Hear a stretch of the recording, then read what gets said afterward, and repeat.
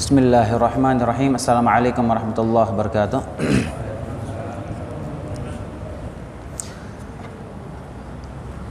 Innal hamdalillah nahmaduhu wa nasta'inuhu wa nastaghfiruh. Wa na'udzu billahi min shururi anfusina wa sayyiati a'malina.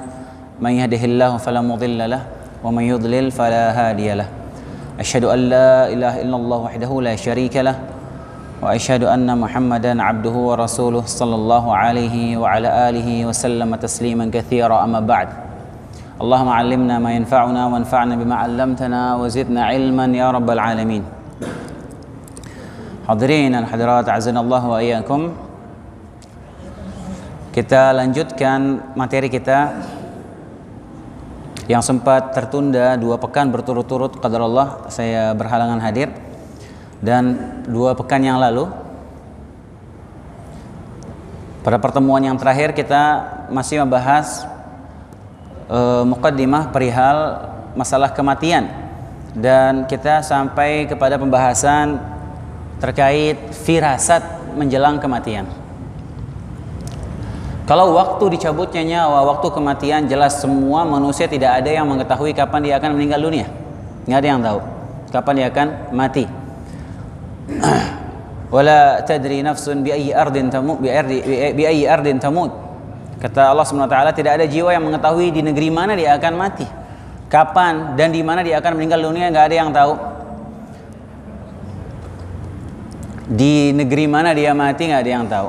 Karena terkadang ketika Allah Subhanahu wa taala ingin mencabut nyawa seseorang di negeri lain, di daerah lain, di kota lain, maka Allah akan menjadikan dia punya urusan untuk pergi ke situ.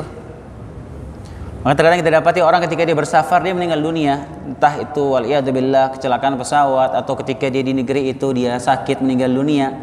Terkadang orang Allah ingin dia meninggal di tanah suci, maka ketika dia berangkat haji umrah Allah wafatkan di sana. Jadi dia nggak tahu dia akan meninggal di mana. Tapi adapun firasat, maka firasat menjelang kematian ini terkadang ada, dialami oleh sebagian orang, dialami oleh Nabi SAW, dialami oleh para sahabat.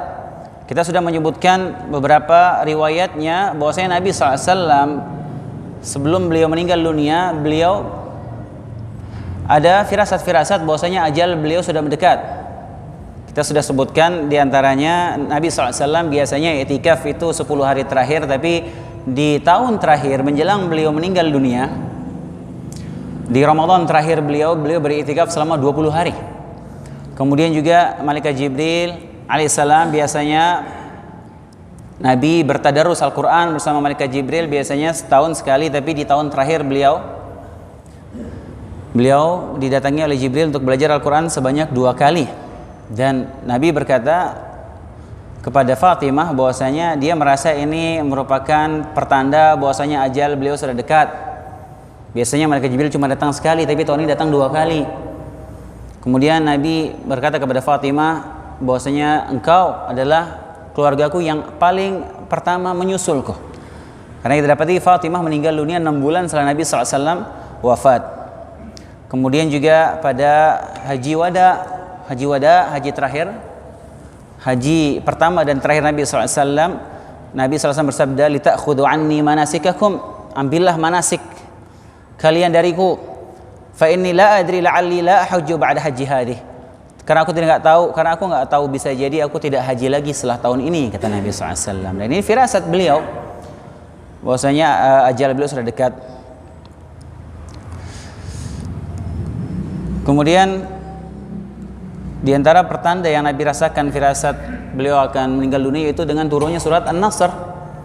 Idza jaa nasrullahi wal fath wa ra'aitan nas yadkhuluna fi dinillahi afwaja, jika telah datang pertolongan Allah dan kemenangan dan kau melihat manusia berbondong-bondong masuk agama Islam, fasabbih bihamdi rabbika wastaghfirhu innahu kana tawwaba, dan beristighfarlah dengan memuji Allah, bertaubatlah sungguhnya Allah Maha menerima taubat. Ketika turun ayat ini, Ibnu Abbas radhiyallahu anhuma dia peka. Dia menafsirkan ayat ini bahwasanya ajal Nabi SAW sudah dekat. Kemudian beberapa kejadian-kejadian lagi, hadis-hadis yang menyebutkan Nabi SAW sudah merasakan bahwasanya ajal beliau sudah mendekat. Itu firasat ya. Jadi firasat menjelang kematian ini emang terkadang bisa dialami oleh sebagian orang, tapi jangan dengan adanya firasat ini kita menjadi was-was akhirnya dikit-dikit, oh kayaknya saya mau mati nih, oh begini, oh kayaknya ntar lagi saya mati nih, baru dia batuk bersin, aduh mau mati kayaknya nih, firasat. Oh bukan, jangan kayak begitu ya, karena dia firasat kan. Firasat tapi dia nggak bisa memastikan. Ya, firasat dia nggak bisa memastikan. Jadi ini juga dialami oleh sebagian sahabat ya. Di antaranya hadis disebutkan oleh Anas bin Malik. Itu Anas bin Nadhr. Anas bin Nadhr ini pamannya Anas bin Malik. Anas bin Malik ini pembantu Nabi SAW. Dia tinggal bersama Nabi 10 tahun dari kecil ya. Dia mengabdi tinggal di rumah Nabi SAW. Anas bin Malik radhiyallahu anhu, sahabat yang mulia, banyak meriwayatkan hadis, umurnya panjang sekali, doakan oleh Nabi SAW. Dia punya paman namanya Anas bin Nadhr.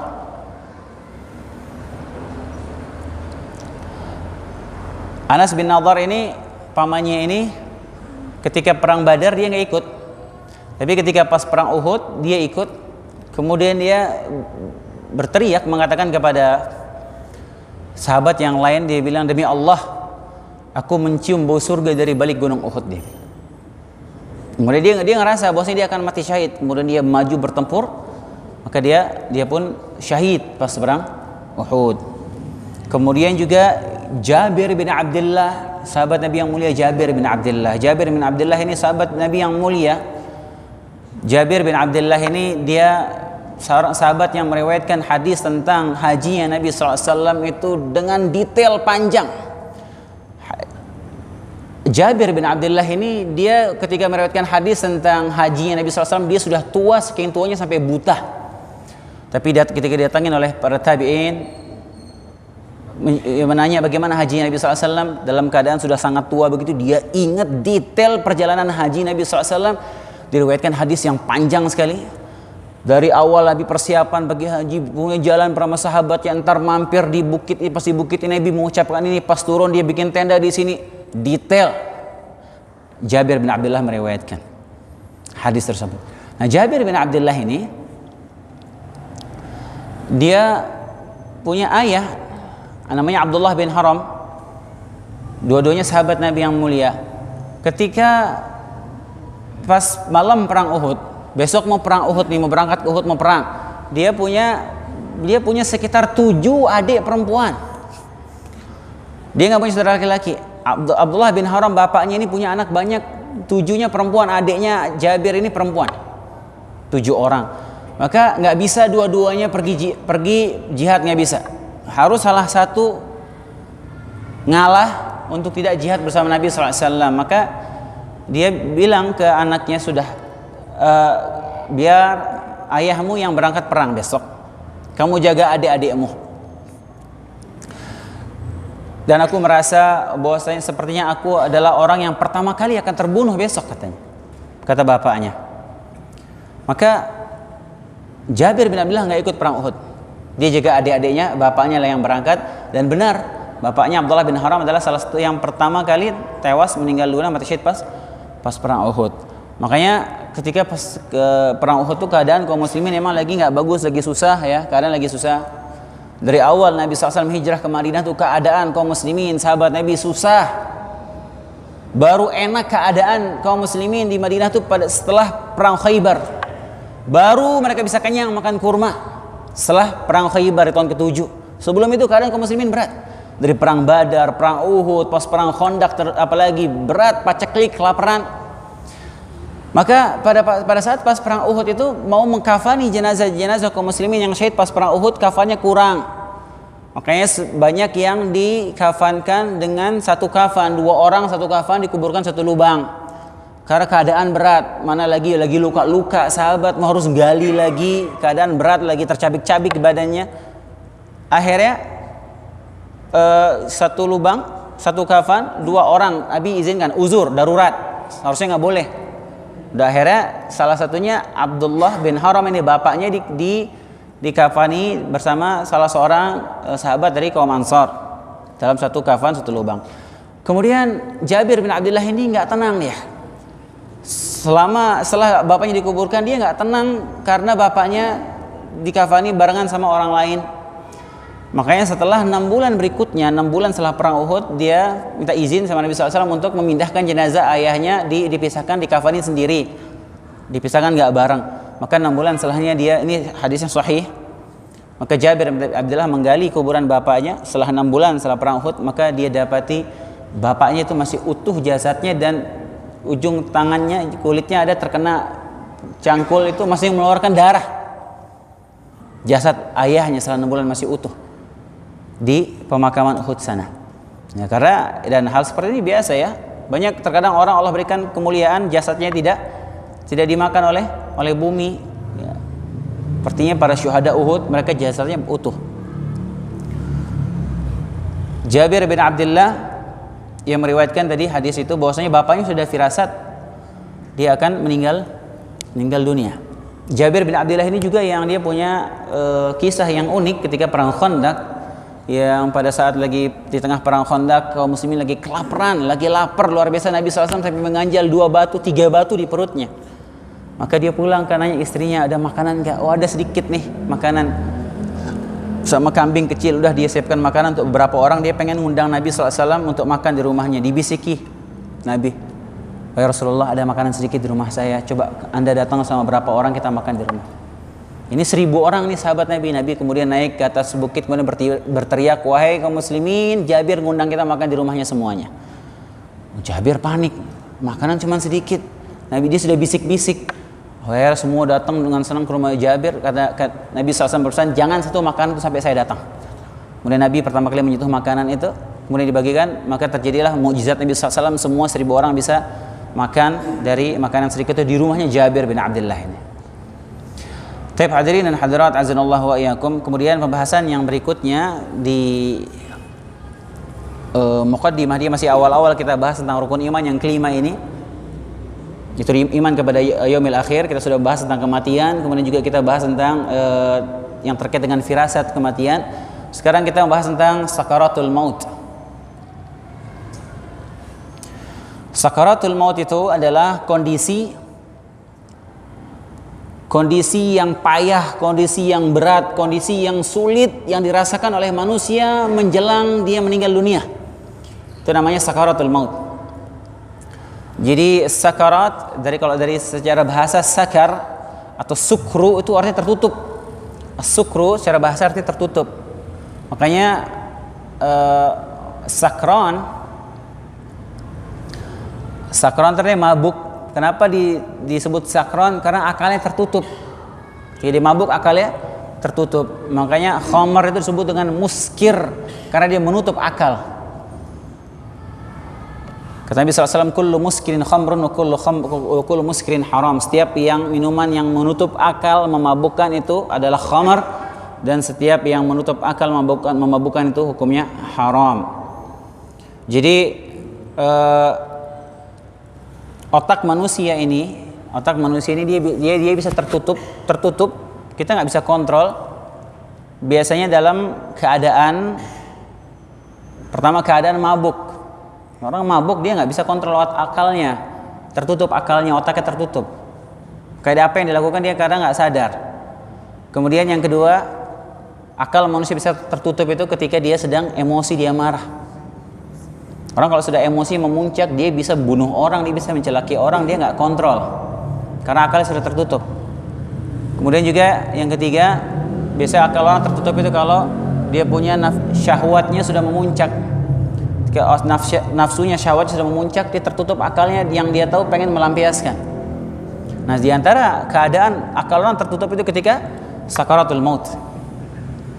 Jadi sakaratul maut itu biasanya kondisi ya seperti orang setengah sadar, dia akalnya sudah tertutup menjelang kematian. Karena apa?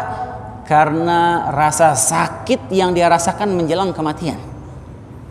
Karena saking sakitnya yang dia rasakan menjelang kematian itu sampai akalnya tertutup, dia sampai setengah sadar. Terkadang apa yang dia lakukan, mungkin dia jerat-jerit, dia nggak tahu, dia nggak sadar. Mungkin dia teriak, mengucapkan kata-kata yang enggak, ucapkan kata-kata kotor misalnya, wala'iyadzubillah, atau mungkin dia berzikir. Tergantung keadaan jiwanya dia. Karenanya jiwa manusia itu, hadirin azanallahu wa iyyakum, jiwa manusia itu tergantung dengan apa kita membiasakan jiwa kita. Ini penting sekali, ini penting. Ketika jiwa kita ini kita biasakan dekat kepada Allah Subhanahu wa taala, kita biasakan dengan tilawah Al-Qur'an, kita biasakan dengan zikir kepada Allah Subhanahu wa taala. Enggak lepas kita zikir setelah sholat, zikir pagi petang misalnya, kita biasakan jiwa kita kita biasakan berzikir, maka pada saat-saat genting seperti itu, sakaratul maut, mudah dia untuk berzikir. Dan makanya kita dapati kisah, dan ini nyata ya, bukan kisah fiktif belaka. Ketika orang dia sakaratul maut, menjelang mau wafat, dia sudah setengah sadar, mungkin dia sudah ngigo ngomong yang enggak. Ketika ditalkinkan ucapkan la ilaha illallah di kupingnya, disuruh ucapkan la ilaha illallah, jiwanya dia akan menjawab. Dengan apa jiwanya dia dibiasakan ketika dia sehat. Makanya terkadang kita dapati orang ditalkinkan dia mau meninggal, ditalkinkan ucapkan la ilaha illallah, dia bilang apa? Skakster dia bilang. Lah serius ini. Banyak yang seperti itu karena dia waktunya habis main catur aja. La ilaha illallah, skakmat, terus dia mati. La haula wala quwwata illa billah, wal iyad billah. Ada yang biasa demannya nonton film India aja, hidup-hidup nonton film India. Pas suruh ucapkan la ilaha illallah, kucu-kucu hotahnya apa dia bilang? A'udzubillah. Dan ini ada yang seperti itu, serius. Ada yang seperti itu. Waliyadzubillah. Macam-macam ya. Al-Imam Ibnu Qayyim menyebutkan beberapa kisah-kisah dari zaman beliau, zaman itu. Kisah-kisah seperti itu. Iya, catur itu sudah ada dari zaman dulu. Zaman Ibnu Qayyim sudah ada. Ibnu Qayyim menceritakan itu. Terus suruh talqin diucapkan skakster.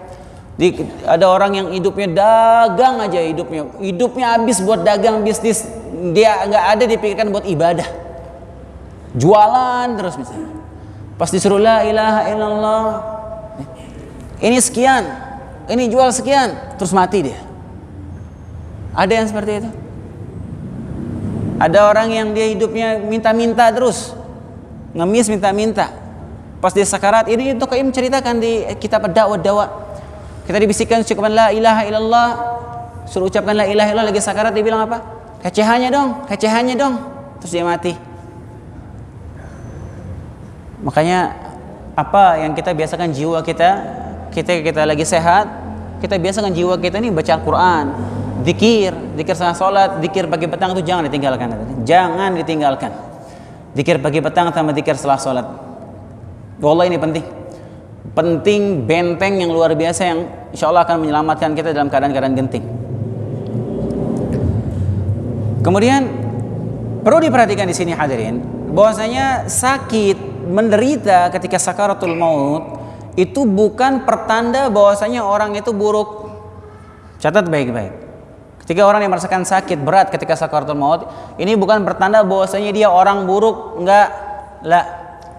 Ini sakaratul maut, sakit menjelang kematian itu perkara biasa, perkara wajar. Bahkan Nabi SAW merasakan sakit yang luar biasa ketika beliau sakaratul maut. Jadi orang kalau dia sakit, kesakitan luar biasa ketika sakaratul maut, oh ini mungkin dia dulu waktu masih hidup orangnya buruk. Lah. Nggak benar itu. Nggak benar. Karena ini ujian. Salah satu bentuk ujian dari Allah SWT di akhir hayatnya. Sebagian orang berikan dia sakit yang sangat keras ketika sakaratul maut, dia menderita. Sebagian mungkin nggak seberapa dia rasakan sakaratul maut. Maka ini bukan jadi ukuran orang itu baik atau tidak. Jadi jangan salah paham kalau kita lihat orang yang kesakitan mungkin berat sakaratul mautnya, ini orang buruk misalnya, lah. Ya itu bukan jadi ukuran. Karena Nabi SAW juga mengalami sakaratul maut yang sangat luar biasa, memberatkan beliau SAW. Disebutkan hadis-hadis menjelang beliau wafat. Di antaranya Ibnu Mas'ud masuk menjenguk Nabi SAW di waktu beliau sakit menjelang wafat. Ibnu Mas'ud begitu megang di atas selimut Nabi, beliau nggak nyentuh, dari atas selimut berasa panas badan Nabi yang luar biasa. Ibnu Mas'ud sampai kaget dengan panasnya Nabi SAW. Dia bilang, wahai Rasulullah, berat sekali sakitmu ini, kok panasmu ini luar biasa sekali. Kata Ibnu Mas'ud, kata Rasulullah, iya, inni la'u'aku kama tu'aku rajulani minkum aw kama qala sallallahu alaihi wasallam. Sungguhnya aku diberikan demam, sakit, panas 2 kali lipat seperti 2 orang dari kalian yang saya rasakan. Karena Nabi ujiannya jauh lebih berat daripada manusia biasa. Kemudian Aisyah radhiyallahu taala anha meriwayatkan waktu Nabi SAW sakarat, beliau menahan sakit yang luar biasa. Waktu menjelang beliau wafat, beliau lagi geletakan, rebahan dengan menahan sakit. Kemudian di samping beliau ada semacam bejana berisi air. Beliau langsung memasukkan tangannya ke air itu. Rasulullah SAW masukkan tangannya ke air itu sambil tidur. Kemudian airnya beliau usap di wajahnya sambil berkata la ilaha illallah. Bila air la ilaha illallah innalil mauti la sakarat, kata Nabi SAW. Ya Allah, la ilaha illallah, sungguhnya kematian itu memiliki sakarat, katanya. Kemudian beliau mengadahkan pandangannya ke atas langit sambil menunjuk ke atas. Beliau mengatakan ila rafiqil a'la, bersama rafiqil a'la. Rasulullah menunjuk bahwasanya beliau merasakan bahwa beliau akan meninggal dunia. Sakit berat sekali Rasulullah SAW sakaratul mautnya. Apakah itu menandakan Rasulullah SAW buruk? La. Allah SWT memberikan Rasulullah SAW sakarat yang begitu berat untuk mengangkat derajat beliau. Karena derajat Nabi SAW sangat tinggi dan paling tinggi, gak ada yang lebih tinggi dari derajat beliau di surga. Untuk meraih derajat di surga itu berat, gak gampang. Maka terkadang orang diuji dengan ujian yang berat agar dia sampai ke derajat yang tinggi di surga. Ketika Allah Subhanahu wa taala mencatat bagi seorang hamba si fulan akan menempatkan posisi yang tinggi di surga, derajatnya tinggi di surga, Allah sudah catatkan. Tapi dalam kehidupannya sehari-hari amalannya orang ini nggak kurang kuat, amalannya kurang banyak, kurang kenceng. Jadi kalau amalan mengandalkan amalannya saja sehari-hari nggak bisa dia sampai derajat yang sudah Allah tetapkan itu di surga. Lalu bagaimana caranya agar dia sampai ke derajat itu? Maka Allah akan berikan dia apa? Musibah. Allah akan berikan dia musibah, ujian yang berat supaya dia bisa sampai ke derajat ini di surga itu. Dan ini sakaratul maut sebagaimana musibah, ujian yang biasa orang alami seperti dia sakit. Makanya ketika dia mengalami ujian atau sakit, maka hendaknya dia bersabar. Ketika dia sakit, dia bersabar, jelas ini akan menggugurkan dosa-dosanya, jelas, pasti. Ketika dia ditimpa musibah, kemudian dia bersabar, pasti dosa-dosanya Allah gugurkan, pasti sudah. Kemudian dia akan diangkat derajatnya. Demikian juga ketika sakaratul maut, ini ibarat ini musibah seperti biasa dia alami ketika dia sedang sehat. Ketika dia menjalankan, menghadapi sakaratul maut itu dengan sabar, mengharapkan pahala dari Allah SWT, maka akan terus naik derajatnya dan akan digugurkan dosa-dosanya oleh Allah Subhanahu wa taala. Karenanya sekali lagi kita sebutkan sakitnya, beratnya sakaratul maut yang dialami oleh seorang bukan itu pertanda bahwa orang tersebut buruk, lah. Jadi dia sedang diuji oleh Allah Subhanahu wa taala di akhir hayatnya itu. Taib, hadirin dan hadirat azanallah wa iyyakum. Kita masuk ke poin pembahasan berikutnya, yaitu masalah dicabutnya ruh dari jasad. Jadi sakarat, dari masalah kematian, ya, firasat menjelang kematian, kemudian sakaratul maut. Sekarang kita bahas bagaimana dicabutnya ruh, nyawa kita dari jasad kita.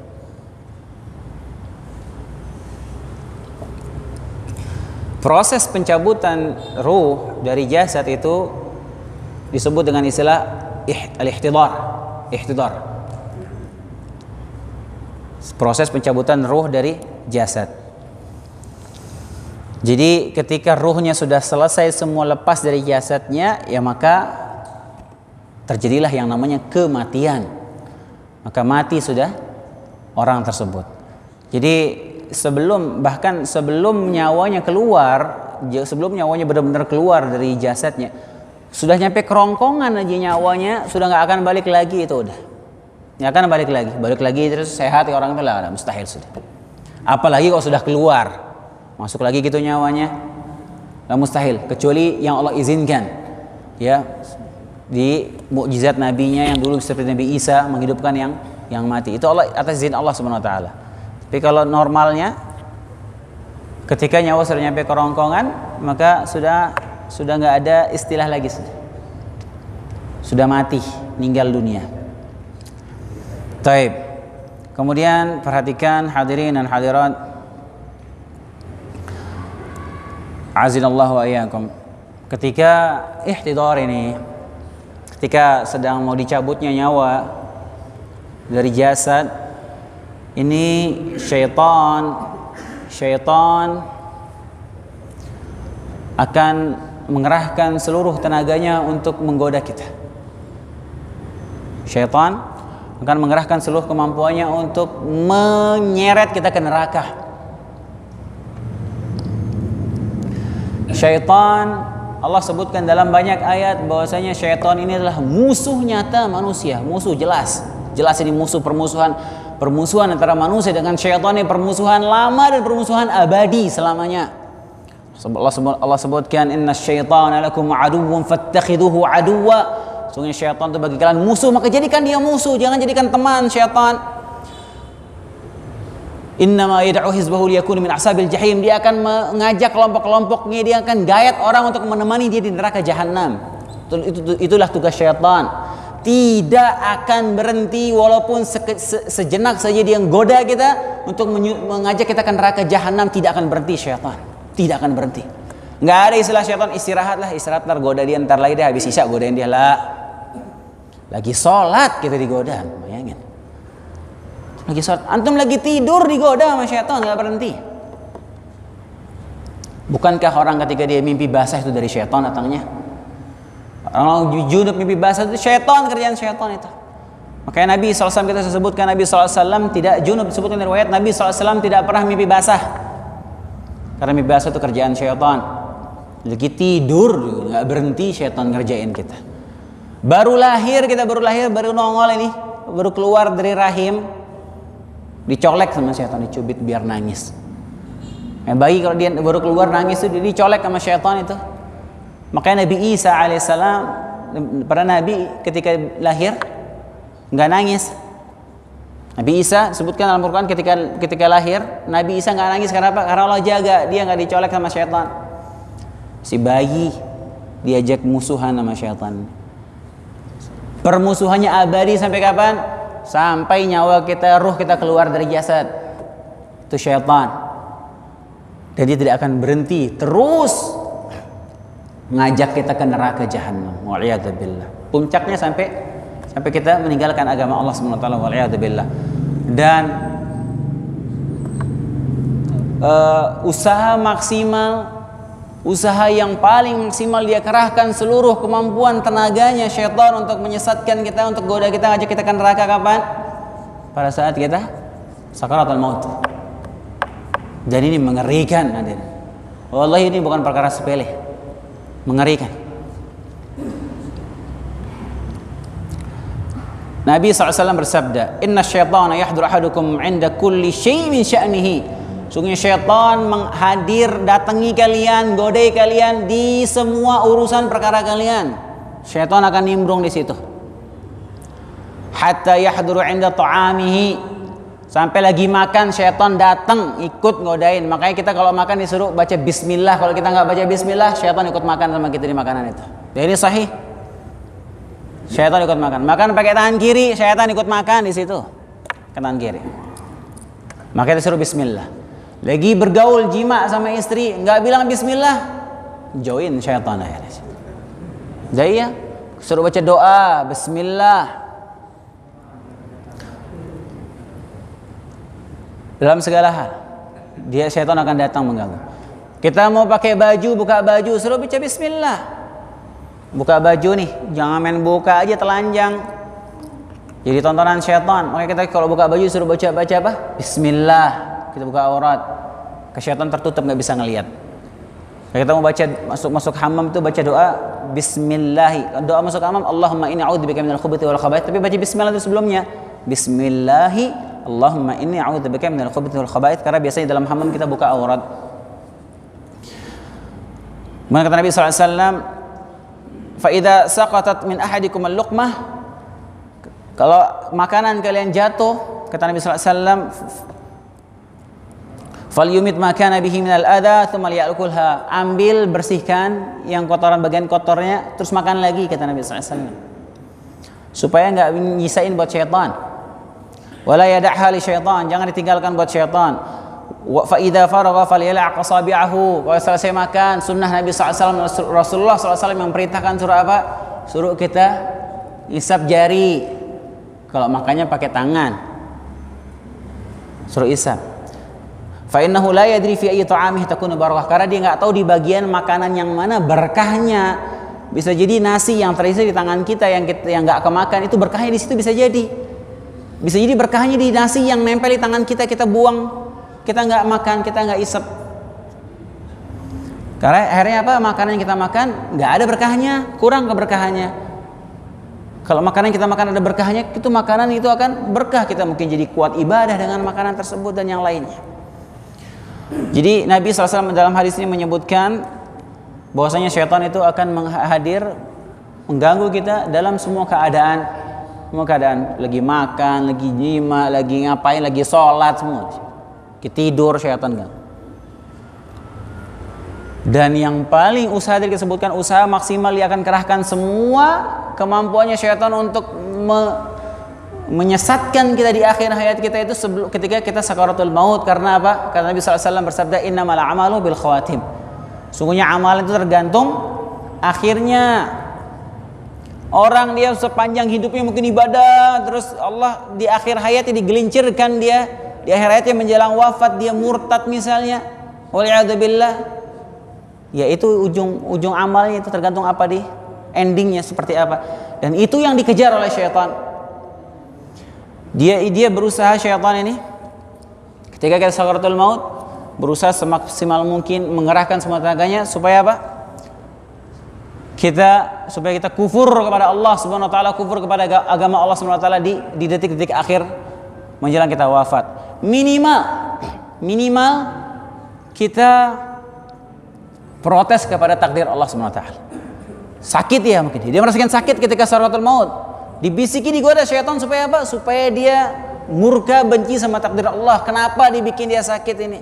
Akhirnya apa? Dia protes sama takdir Allah. Dosa itu. Di akhir hayatnya dijadikan dia dosa seperti itu. Minimal seperti itu. Minimal dibikin suuzon kepada Allah Subhanahu wa taala. Lagi sakarat, lagi galau, lagi detik-detik sakaratul maut itu lagi benar-benar dilema, galau, pikiran orang lagi stres, terganggu luar biasa. Kemudian syaitan bikin kita suuzon kepada Allah Subhanahu wa taala, dibilang apa? Ente kayaknya neraka udah nih. Neraka udah ente, amalan ente begitu. Seperti itulah. Dibikin akhirnya apa? Dia suuzon kepada Allah Subhanahu wa taala, suuzon atas rahmat Allah Subhanahu wa taala. Dan ini dosa. Minimal sampai seperti itu, bayangin. Syukur-syukur kalau seperti itu, waliyadzubillah. Kalau sampai dia mengucapkan kata-kata kufur di akhir hayatnya bagaimana? Dan ini benar-benar dia akan mengerahkan seluruh kemampuannya. Syaitan, makanya kita sebutkan tadi, dengan apa manusia dia membiasakan hari-harinya, maka insya Allah Allah akan bantu, Allah akan tolong dia di detik-detik menjelang wafatnya. Allah akan tolong. Kalau dia orang yang dia hatinya bersih, dia biasa ibadah, biasa zikir kepada Allah Subhanahu wa taala, hatinya terikat dengan Allah Subhanahu wa taala, enggak pernah lalai, dekat dengan ibadah, dekat dengan masjid, selalu terikat dengan salat. Terus selalu dia sirami jiwanya dengan tilawah Al-Qur'an. Rajin bersedekah, insya Allah orang seperti ini Allah tolong ketika sakaratul maut. Dan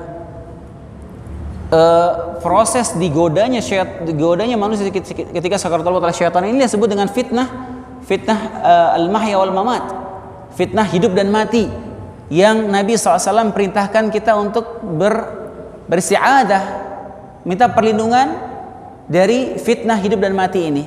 Makanya Nabi SAW perintahkan kita sebelum salam, tasyahud akhir, habis tasyahud akhir kita suruh baca apa?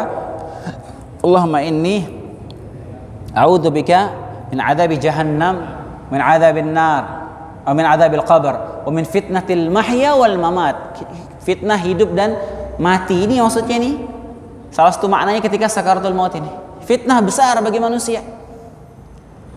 Wa min syarri fitnatil masiihid dajjal. Kita disuruh berlindung, minta ini setiap hari, berdoa minta perlindungan dari 4 perkara ini di tasyahud kita setiap salat wajib ya, salat wajib, bukan salat sunnah. agar Allah berikan kita pertolongan, kekuatan di detik-detik terakhir, di saat-saat genting menjelang kita diwafatkan oleh Allah Subhanahu wa taala. Al-Imam Ahmad bin Hanbal, imamul ummah, imam besar yang namanya dikenang insyaallah ila yaumil qiyamah, orang akan menyebut nama Imam Ahmad, imam besar, imam umat Islam. Siapa yang enggak kenal Imam Ahmad bin Hanbal? Diriwayatkan oleh putranya Abdullah bin Ahmad, putranya Muhammad, seorang ulama besar juga. Beliau menceritakan, dia berkata, aku hadir pada saat ayahku menjelang wafat. Pada saat ayahku sakaratul maut, aku hadir, kata Abdullah, ketika Imam Ahmad menjelang wafat. Kemudian Imam Ahmad pada saat sakarat seperti beliau mengigau gitu, seperti ngomong sendiri. Beliau bilang ba'du. Belum. Kemudian nggak lama beliau pingsan. Kemudian sadar lagi beliau. Ini pada saat beliau sakit menjelang wafat. Ditanya oleh putranya, wahai ayahku, tadi aku dengar engkau mengucapkan belum. Kenapa? Ada apa wahai ayahanda? Kata Imam Ahmad, tadi syaitan datang berdiri di hadapanku dan berkata, futtani ya Ahmad. Syaitan bilang apa ke Imam Ahmad? Syuf, lihat bagaimana liciknya dan licinnya tipu daya syaitan. Dia nggak bilang macam-macam ke Imam Ahmad.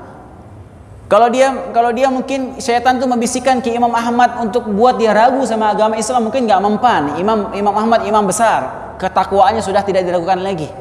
Mungkin nggak mempan kalau dia membuat Imam Ahmad ragu sama agama Islam misalnya, atau ragu sama takdir misalnya, mungkin nggak mempan syaitan. Tapi dia bilang apa syaitan ke Imam Ahmad? Dia bilang, wahai Ahmad, sungguhnya engkau telah lolos dariku. Itu doang dia bilang. Hebat engkau ya Imam Ahmad, engkau sudah lolos dariku. Imam Ahmad bilang apa? Belum. Maksudnya apa? Syaitan ingin menjadikan Imam Ahmad di akhir hayatnya ada rasa ujub dalam hatinya. Jadikan Imam Ahmad ujub dengan kebesaran namanya, dengan ketakwaannya, dengan ilmunya. Jadikan dia ujub sehingga dia lolos dari syaitan. Syaitan ingin jadikan dia ujub menjelang dia wafat. Coba bayangin. Subhanallah. Di akhir hayatnya syaitan berusaha mencoreng kekuatan iman dan tauhid Imam Ahmad bin Hanbal. Bagaimana lagi dengan kita? Wal'iyadu billah.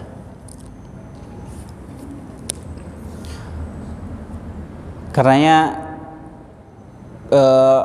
salah satu yang dinasihatkan oleh para ulama yang kita harus sering-sering berdoa ya, minta kepada Allah Subhanahu wa taala, jangan berhenti minta husnul khatimah. Ini penting sekali. Dalam sujud kita minta husnul khatimah. Allahumma inni as'aluka husnul khatimah. Sering-sering baca doa itu. Cuma minta taubatan nasuha qabla al-maut. Minta supaya Allah berikan kita kesempatan taubatan nasuha qabla al-maut, sebelum kita meninggal dunia. Sama satu lagi yang paling penting yang harus terus dibaca, doa ini jangan pernah putus, yaitu minta ditetapkan hati kita di atas agama Allah Subhanahu wa taala. Ya muqallibal qulub, tsabbit qalbi ala dinik. Ini penting sekali. Jangan pernah lepas baca doa, 3 doa ini. Ya, karena keadaan yang kita akan hadapi, kita nggak akan tahu seberat apa detik-detik kematian kita, wal'iyadu billah. Makanya hanya Allah yang bisa menyelamatkan kita. Karena kita minta doa kepada Allah Subhanahu wa taala agar ditetapkan kita wafat di atas agamanya dan kita meninggal dalam keadaan husnul khatimah. Kemudian hadirin azanallahu wa iyyakum, sebentar lagi ya selesai ya. Ada yang mau bertanya mungkin? Tanggung ini kalau mau dilanjutkan, ntar lagi azan ya.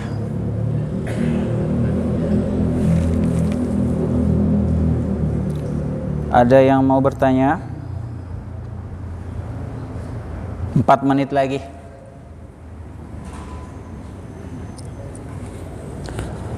Ada?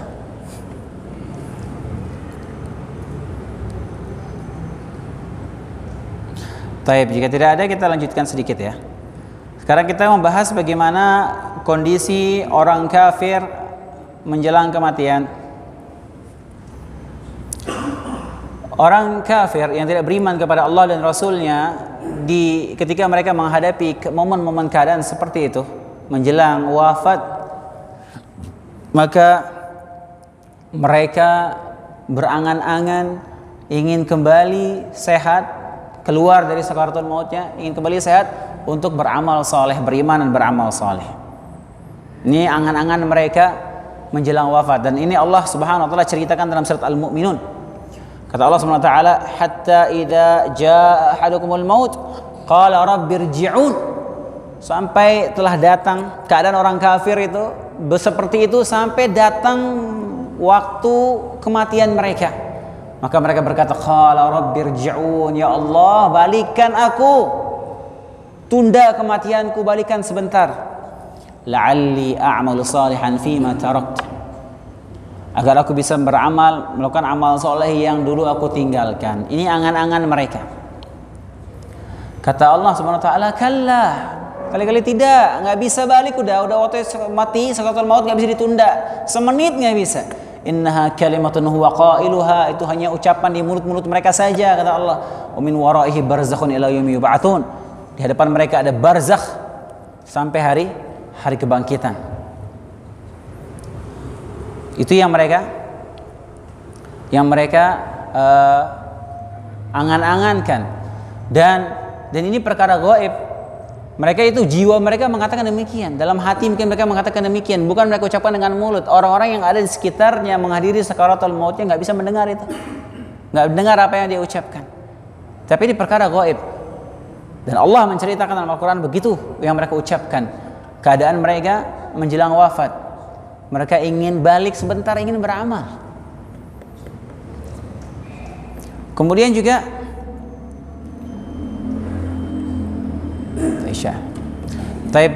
insyaallah kita lanjutkan pada pertemuan berikutnya. Subhanakallahumma bihamdika asyhadu an la ilaha illa anta astaghfiruka wa atubu ilaik. Assalamualaikum warahmatullahi wabarakatuh.